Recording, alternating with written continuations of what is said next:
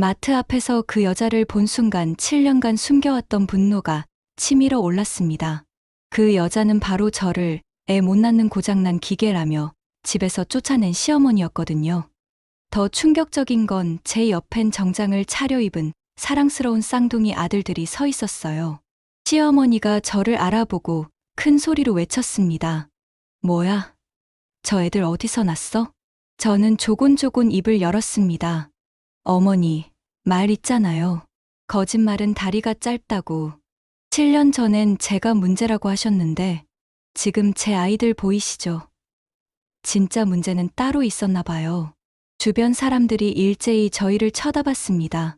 시어머니의 얼굴이 새하얘졌어요. 그 순간 7년간 숨겨왔던 더러운 진실이 마침내 세상에 드러나기 시작했습니다. 저는 이서윤, 35살입니다. 제가 들려드릴 이야기는 여러분이 상상도 못할 복수의 기록이에요. 말 있잖아요. 하늘이 무너져도 솟아날 구멍은 있다고요. 7년 전으로 돌아가 보죠. 그때 저는 28살 신혼 3년 차였어요. 결혼한 지 3년째인데도 아이가 생기지 않았거든요. 매일 아침 일어나면 시어머니, 윤말순 씨의 체념 섞인 한숨 소리부터 들려왔죠. 서윤아, 또 생리했냐? 부엌에서 설거지를 하던 제가 작은 소리로 대답했어요. 네. 어머니, 아이고, 참. 3년이나 됐는데 애 하나 못 가져. 우리 집안 대가 끊어지겠네. 다른 집 며느리들은 벌써 둘째까지 낳았다는데 여러분, 매일 이런 소리 들으면 사람 마음이 어떻게 될까요? 차라리 죽는 게 나을 정도로 마음이 찢어져요. 저도 간절했거든요. 아이가 생기길. 남편 도윤이가 퇴근하면 시어머니는 또 시작하셨어요. 며느리 얘기야. 애가 안 생겨서 답답해 죽겠다고. 그때 도윤이는 저를 째려보더니 소리쳤어요. 야, 너 때문에 우리 집안이 이 모양이잖아. 남자는 문제 없어. 여자가 문제지. 여보, 제발 그렇게 말하지 마세요. 제가 조심스럽게 말했더니 도윤이는 더 화를 냈어요. 뭐? 지금 나한테 대들어? 애도 못 낳는 게 목소리는 커. 친구들 앞에서 얼마나 창피한지 알아? 시어머니가 거들었죠. 맞아, 서윤아. 빨리 병원 가서 검사라도 해봐. 너 때문에 우리 집안 망신이야. 도윤이는 맥주를 마시며 중얼거렸어요.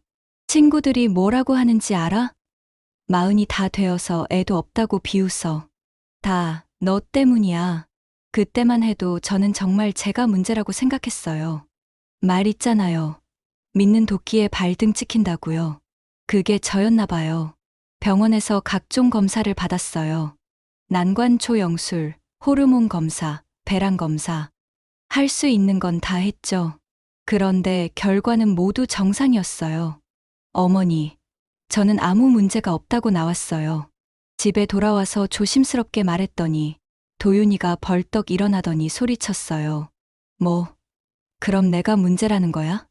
야, 너 지금 나 무시하냐? 그러면서 제 뺨을 때렸어요. 애도 못 낳는 게 거짓말까지 해. 감히 남자가 문제라고? 여자가 문제지. 시어머니도 거들었어요. 맞아. 우리 도윤이는 멀쩡해. 내가 이상한 거야. 도윤이는 계속 소리쳤어요. 병원을 바꿔. 제대로 된 병원 가서 다시 검사받아. 돈 아깝게 왜 자꾸 거짓말이야. 그래서 저는 또 다른 병원에 갔어요. 세 번째, 네 번째. 결과는 똑같았어요. 저는 정상이었어요. 그런데 이상하게도 도윤이는 절대 자신은 검사받으려 하지 않았어요. 야, 남자가 그런 거 어떻게 해. 너나 제대로 해. 소리치면서 제 머리채를 잡아당겼어요. 여보, 아파요.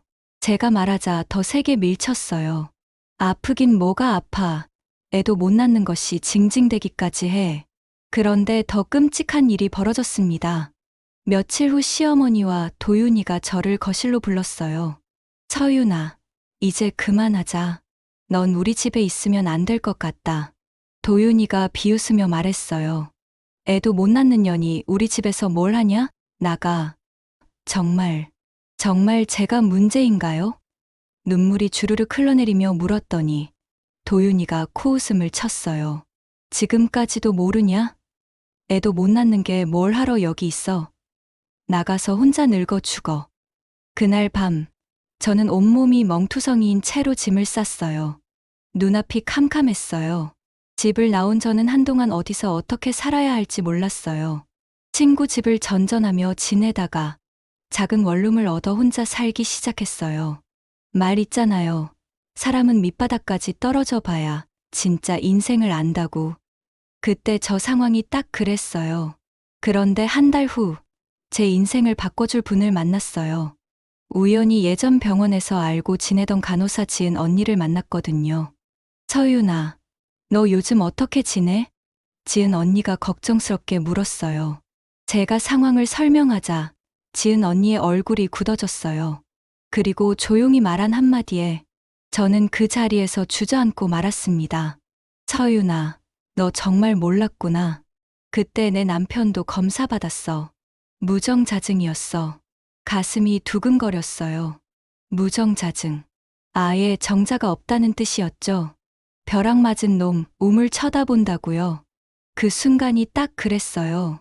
그럼 저는 넌 아무 문제 없었어. 근데 내 남편이 그 결과를 숨기라고 부탁했어. 가족들한테 알려지면 안 된다고. 그 순간 온몸이 떨렸어요. 3년 동안 제가 받은 모든 핍박, 모든 상처, 그 모든 게 거짓이었던 거예요. 완전히 사기극이었던 거죠. 며칠 후 카페에서 울고 있던 저에게 누군가 다가왔어요. 서윤아? 너 맞지? 돌아보니 대학 때 선배였던 김태석 씨였어요. 저를 보고 깜짝 놀라더니 왜 울고 있어? 하고 물었어요. 저는 처음엔 괜찮다고 했지만 태석 씨의 따뜻한 말에 결국 모든 이야기를 털어놨어요. 태석 씨는 제 이야기를 끝까지 들어주셨어요. 정말 힘들었겠다. 그런데 이제 진실을 알았잖아. 태석 씨의 말에 저는 처음으로 위로받는 기분이 들었어요. 그 후 태석 씨는 자주 안부를 물어주셨어요. 힘들 때마다 옆에서 격려해 주시고 새로운 일자리도 소개해 주셨어요. 제가 상처받을까봐 조심스럽게 다가와 주시는 모습이 너무 고마웠어요. 시간이 지나면서 저희는 서로를 사랑하게 됐어요. 태석 씨는 제 상처를 이해해 주시고 절대 서두르지 않으셨어요. 태석 씨와 함께하면서 제 인생이 완전히 달라졌어요. 그는 제 과거를 전혀 부끄러워하지 않았고 오히려 그런 시련을 이겨낸 저를 존경한다고 말해주셨어요. 서윤아, 넌 정말 강한 사람이야. 그런 일을 겪고도 이렇게 밝게 웃을 수 있다니. 2년 후 저희는 결혼했어요. 그런데 놀라운 일이 일어났습니다. 제가 임신한 거예요. 그것도 쌍둥이로요. 여보, 이게 진짜예요? 제가 떨리는 목소리로 물었더니 태석 씨가 저를 꼭 껴안았어요. 진짜야, 서윤아. 우리 아이들이야. 하진이와 하준이가 태어났을 때 저는 기쁨에 눈물을 흘렸어요. 진실은 반드시 드러난다고요. 제가 정말 문제가 있었다면 이 아이들이 어떻게 태어날 수 있었겠어요? 몇 년이 지나면서 저희 사업도 순조롭게 성장했어요. 태석 씨와 함께 작은 마케팅 회사를 차려 열심히 일했거든요. 아이들도 건강하게 자라고 있었고 모든 게 완벽했어요. 그런데 어느 날 친구가 전해준 소식에 제 온몸의 분노가 치밀어 올랐어요. 도윤이가 술자리에서 여전히 저를 욕하고 있다는 거였어요. 내가 전철을 차버린 이유가 뭔지 알아? 애를 못 낳더라고. 남자는 씨가 좋아야 하는데 여자가 고장났어. 지금도 혼자 늙어가고 있을걸. 하며 큰 소리로 자랑했다는 거예요. 그 말을 들은 순간 가슴이 터질 것 같았어요. 7년이 지났는데도 여전히 뻔뻔하게 거짓말을 하고 있었던 거예요. 말 있잖아요. 개는 짖어도 기차는 간다고요. 그런데 이 개는 7년째 똑같은 소리로 짖고 있는 거예요. 더 놀라운 건 도윤이가 소개팅에서도 여전히 전처가 불임이었다고 거짓말하고 있다는 거였어요. 거짓말은 또 다른 거짓말을 낳는다고요. 이 사람은 평생 거짓말로 살 작정인가 봐요. 저는 더 이상 참을 수 없었어요. 무고한 여성들이 또 저처럼 피해를 당하는 꼴을 가만히 두고 볼 수 없었거든요. 그날 밤, 저는 태석 씨에게 말했어요. 여보, 이제 정말 시작할 때가 된 것 같아요. 뭘? 복수요. 진실을 세상에 알리고 그들이 저한테 한 일의 대가를 치르게 하고 싶어요. 태석 씨는 조용히 제 손을 잡았어요. 알겠어. 내가 도와줄게. 하지만 조심히 하자. 아이들을 위해서라도. 그때부터 저는 조용히 복수를 계획하기 시작했어요. 도윤이의 현재 상황을 파악했죠. 그는 작은 건설회사에 다니고 있었고, 여전히 시어머니와 함께 살고 있었어요. 몇 달 동안 저는 치밀하게 준비했어요. 도윤이의 직장 사람들 연결고리도 파악하고, 그가 다니는 술집도 알아냈죠. 언제 어디서 어떻게 진실을 폭로할지 계획을 세웠어요. 그런데 운명은 참 기묘한 것 같아요. 제가 가장 행복할 때 복수의 기회가 찾아온 거예요. 하진이와 하준이가 4살이 되던 해 마트에서 장을 보고 있었어요. 그런데 익숙한 뒷모습이 눈에 들어왔어요. 콩나물을 고르던 그 여자, 바로 시어머니 윤말순이었어요. 7년 만에 재회였죠. 저는 쌍둥이들의 손을 꼭 잡고 그쪽으로 걸어갔어요. 시어머니는 저를 보더니 깜짝 놀라셨어요. 그리고 주변 사람들에게 큰 소리로 말했어요. 얘가 우리 며느리였는데 애를 못 낳아서 내보냈어. 그런데 지금 보니까 애들을 데리고 다니네. 저 애들 어디서 났어? 설마 우리 도윤이 애들이야? 아니면 어디서 데려온 거야? 주변 사람들이 웅성거리기 시작했어요. 바로 그 순간이었죠. 7년간 준비해온 복수의 순간이 드디어 온 거예요. 저는 차분하게 그러나 또렷하게 말했어요. 어머니, 정말 오랜만이에요. 그런데 어머니, 말 있잖아요. 거짓말은 다리가 짧다고요. 7년이나 숨겨봤자 이제 다 들통났는데 아직도 입에 침이나 발라가며 우기실 거예요? 그리고 가방에서 서류를 꺼냈어요. 7년 동안 소중히 간직해온 바로 그 진단서였어요. 어머니, 이거 혹시 기억나세요? 7년 전 병원 기록이에요. 시어머니가 뭔지 모르겠다는 표정을 지으니까 저는 주변 사람들이 다 들을 수 있게 또박또박 읽어주었어요. 장도윤, 무정자증 진단, 자연임신 불가능. 주변이 조용해졌어요. 시어머니의 얼굴이 새하얘졌죠. 어머니, 3년 동안 저보고 애 못 낳는 고장난 기계라고 괴롭히셨잖아요. 그런데 정작 아드님은 아예 씨가 말랐다고요.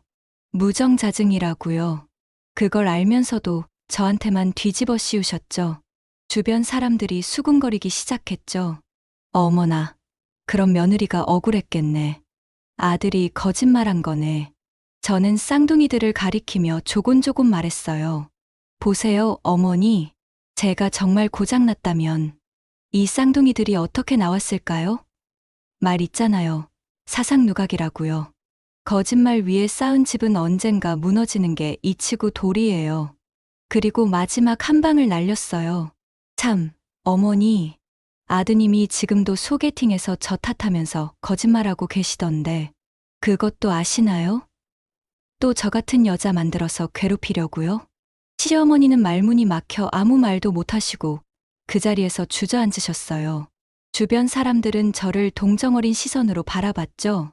마트에서 있었던 일이 동네 전체에 퍼지는 데는 하루도 걸리지 않았어요. 장씨 집 며느리를 억울하게 내쫓았다더라. 아들이 무정자증인데 며느리 탓했다네. 이런 이야기들이 돌았죠. 더 놀라운 건 이 소문이 도윤이의 직장까지 퍼진 거예요. 동료 한 명이 그 동네에 살고 있었거든요. 회사에서는 웅성거림이 시작됐어요. 장도윤 과장이 전처한테 그런 짓을 했다더라. 무정자증을 숨기고 아내를 내쫓았다니. 정말 파렴치해. 그런데 예상치 못한 일이 벌어졌습니다. 도윤이가 그 소식을 듣고 직접 저에게 전화를 걸어온 거예요. 야, 이서윤, 너 뭐 하는 거야? 우리 엄마가 쓰러져서 응급실에 실려갔다. 목소리에 분노와 당황이 섞여 있었어요. 7년 전과는 완전히 다른 모습이었죠. 그때는 그렇게 당당했는데 지금은 완전히 쫄아 있더라고요. 저는 차분하게 그러나 조곤조곤 팩트로 응수했어요. 도윤 씨, 말 있잖아요. 자업자득이라고요. 제가 뭘 잘못했어요? 사실을 사실이라고 한 게 죄예요? 진실. 그건 과거 일이잖아. 왜 지금 와서 그래? 우리 조용히 살고 있었는데. 조용히요? 도윤 씨는 지금도 다른 여자들한테 거짓말하고 계시잖아요. 소개팅 나가서 저 탓하면서요. 또 저 같은 여자 만들어서 괴롭히려고요? 전화 너머로 도윤이의 숨소리가 거칠어졌어요. 너, 나를 감시했어? 감시가 아니라 우연히 알게 됐어요. 그런데 정말 놀랐어요. 7년이 지났는데도 여전히 거짓말을 하고 계시더라고요. 무정자증 숨기고 저한테 뒤집어 씌워놨는데 이제 와서 뭘 어쩌겠다는 거예요? 그때 도윤이가 본성을 드러냈어요. 야, 이년아. 네가 뭔데 내 인생에 간섭해. 내가 누구랑 만나든 상관없잖아. 하지만 그 여자분들도 알 권리가 있지 않을까요? 속이는 건 한 번이지 속는 건 평생이라고요. 또 저 같은 피해자 만들고 싶으세요? 내가 가만 안 둬. 네가 어디 사는지 알아낼 거야. 애들도 데리고 있다며? 조심해. 협박까지 하는 도윤이의 모습에 저는 오히려 더 담담해졌어요. 도윤 씨, 지금 저 협박해요? 꼬리가 길면 잡힌다고요. 녹음하고 있는데 계속 하실래요? 나중에 후회해도 몰라요. 그 후 도윤이는 정말로 저를 찾아다니기 시작했어요. 우리 집 주변을 돌아다니며 저와 아이들을 미행했어요. 도윤이는 회사에서 대기발령이라는 명목으로 사실상 쫓겨났어요. 급여도 50% 삭감됐죠. 그의 스토킹은 점점 심해졌어요. 더 놀라운 건 도윤이가 술집에서 완전히 망가져 있다는 소식이었어요. 매일 술에 취해서 전처가 내 인생을 망쳤다며 소리를 질렀다고 해요. 이서윤 그년 때문에 내가 이 꼴이 났어. 원래는 내가 피해자라고. 술집 손님들이 다 들을 정도로 큰 소리를 쳤다는 거예요. 미친 개는 자기가 미친 줄 몰라도 남들은 안다고요. 어느 날 밤 정말 끔찍한 일이 벌어졌습니다. 도윤이가 술에 취해서 우리 집 문을 두드리며 소리를 지른 거예요. 이서윤, 나와. 내 인생 망쳐놓고 숨어 있기냐? 새벽 2시, 도윤이의 고함 소리에 아이들이 깼어요. 하진이와 하준이가 무서워하며 제 품에 안겼죠.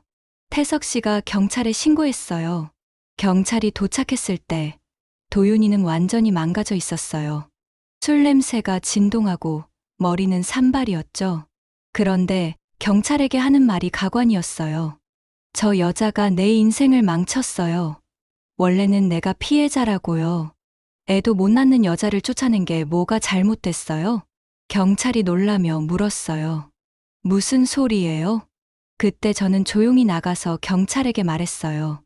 경찰관님, 이 남자는 제 전남편이에요. 자신이 무정자증인데 저를 불임이라고 거짓말하고 집에서 쫓아냈어요. 그리고 지금도 다른 여자들한테 거짓말하고 있고요. 그런데 정말 놀라운 건 도윤이가 경찰 앞에서도 계속 거짓말을 했다는 거예요. 경찰이 도윤이를 보더니 혀를 찼어요. 이런 분이 있네요. 정말 파렴치하네. 그런데 도윤이가 더 큰 소리로 말했어요. 거짓말하지 마. 나는 멀쩡해. 저 여자가 이상한 거야. 바로 그때 저는 가방에서 서류를 꺼냈어요. 경찰관님, 이게 7년 전 병원 기록이에요. 장도윤, 무정자증 진단서요. 경찰이 서류를 보더니 도윤이를 째려봤어요. 이 양반, 거짓말 그만하고 집으로 가세요. 다시 이런 일 있으면 구속시킬 거예요. 도윤이는 그 자리에서 주저앉으며 울기 시작했어요. 내가 뭘 잘못했어. 그냥 살고 싶었을 뿐인데 자업자득이라고요. 7년 전 그의 거만한 모습과는 완전히 다른 모습이었어요. 그날 이후 도윤이의 인생은 완전히 무너졌어요. 경찰서에서 있었던 일이 또 소문이 되어 퍼졌거든요.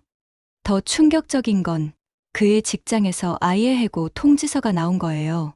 한 달 후 더 놀라운 소식이 들려왔어요. 도윤이가 소개팅에서 만나던 여자분이 직접 저에게 연락을 한 거예요. 안녕하세요. 저는 김미영이라고 해요. 장도윤 씨와 소개팅을 했었는데 모든 진실을 알고 싶어서 연락드려요. 미영 씨는 도윤이에게 속을 뻔했다며 고마워했어요. 정말 다행이에요. 저도 결혼하면 아이를 갖고 싶었는데 그 사람 말만 믿었으면 평생 제 탓인 줄 알고 살았을 거예요. 결국 도윤이는 고향을 떠나야 했어요. 서울에서는 더 이상 살 수 없었거든요. 그로부터 1년이 지났어요. 저희 회사는 큰 계약을 따내며 크게 성장했어요. 하진이와 하준이도 건강하게 자라고 있어요. 어느 날 예전 동네를 지나가다가 우연히 도윤이의 소식을 들었어요. 지방 작은 도시에서 건설 일용직으로 일하고 있다는 거였어요. 시어머니는 요양원에 들어가셨고요. 참 인생이 기구하다. 그때 며느리한테 잘했으면 지금쯤 손자들 보면서 행복하게 살았을 텐데 동네 아주머니들의 한마디가 모든 걸 설명해 주었어요. 뿌린 대로 거둔다고요. 가장 놀라운 건 제가 더 이상 도윤이에게 분노하지 않게 됐다는 거예요. 처음엔 복수가 목적이었는데 지금은 그냥 안타까울 뿐이에요. 하진이가 어느 날 물어봤어요. 엄마, 왜 그 아저씨는 우리를 계속 괴롭혔어? 저는 차근차근 설명해 줬어요. 하진아, 말 있잖아. 거짓말하는 사람은 결국 혼자가 된다고. 그 아저씨는 거짓말을 너무 많이 해서 혼자가 된 거야. 그럼 우리는 거짓말하면 안 되는 거지? 맞아. 우리는 항상 진실을 말해야 해. 그래야 사람들이 우리를 믿고 좋아해. 태석 씨가 옆에서 미소를 지으며 말했어요. 맞아. 하진아. 엄마가 진실을 말해서 우리가 이렇게 행복한 거야. 그날 밤, 태석 씨와 이야기하며 깨달았어요. 여보, 제가 복수한 게 아니라 진실이 복수한 것 같아요. 무슨 뜻이야? 도윤이를 망하게 한 건 제가 아니라 그 자신이었어요. 저는 그냥 진실을 말했을 뿐이에요. 진실이 스스로 그를 심판한 거죠. 지금 생각해보니 7년 전 그날이 정말 전환점이었어요. 만약 도윤이가 진실을 말했다면 우리는 함께 불임 치료를 받았을 거예요. 아니면 입양을 생각했을 수도 있고요. 하지만 그는 거짓말을 선택했어요. 저를 희생양으로 삼은 거죠. 그 선택이 결국 그의 인생을 망쳤어요. 말 있잖아요. 진실은 시간이 지나면 반드시 드러난다고요. 그리고 거짓말로 떡칠한 인생은 언젠가 무너지게 되어 있어요. 지금 저는 정말 행복해요. 사랑하는 남편과 건강한 아이들, 그리고 성공한 사업까지. 이 모든 게 진실을 말했기 때문에 가능했어요. 도윤이는 여전히 거짓말의 감옥에 갇혀 있어요. 하지만 저는 진실의 날개를 달고 자유롭게 날아오르고 있죠. 여러분, 혹시 지금 억울한 일을 당하고 계신가요? 포기하지 마세요. 진실은 반드시 승리합니다. 그리고 언젠가 반드시 정의가 여러분 편에 설 거예요.